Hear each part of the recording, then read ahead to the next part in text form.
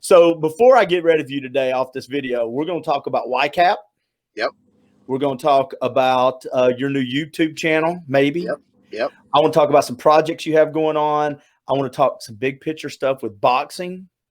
But before all of that, who you got? Tyson or Roy Jones Jr., baby?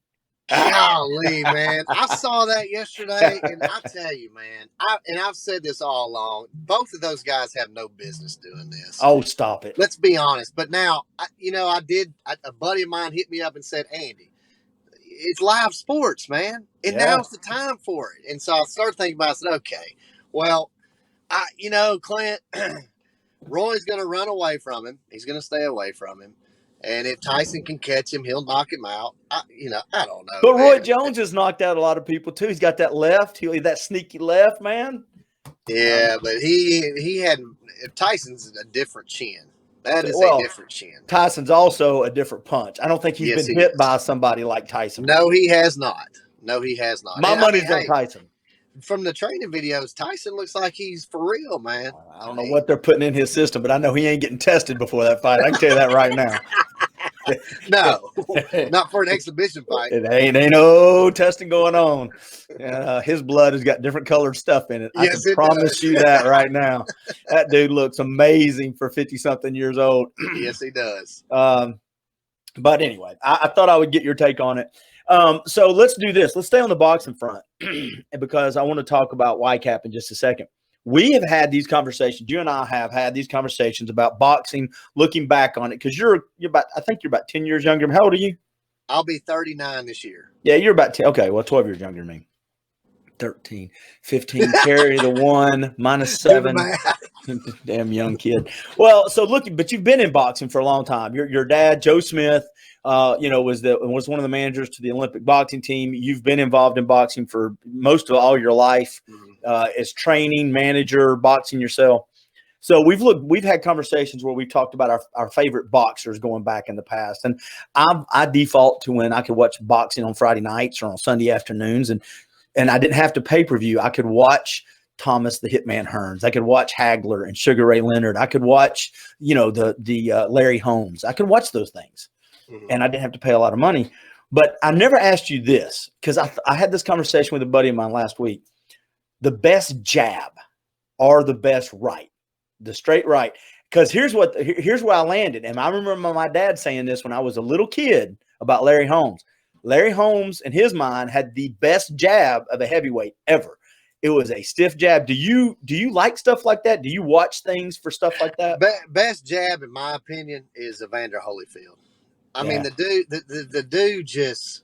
I mean, and I would venture to say Holmes would be top 3, but I mean, to me, Evander beat guys with one hand, and it was the jab. And you go back and watch, he wasn't really a true heavyweight, Clint. I mean, he grew into a heavyweight.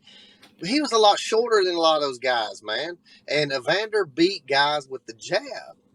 So how much did he weigh? I mean, Tyson was kind of light at 220, 215. Tyson probably was around 220 somewhere at his prime. Evander, Evander could have fought cruiserweight around the 195 mark if he usually fought what, 210? Yeah, just barely over 200. So and you think about that, man, and what he did with his jab to keep people off balance. Yeah.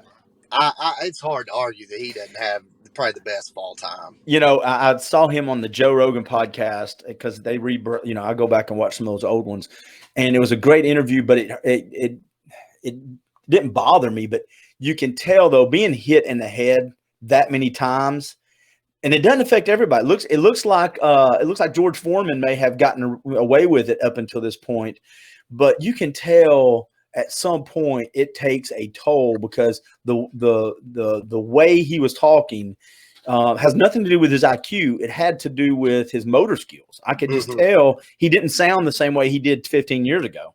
Yeah.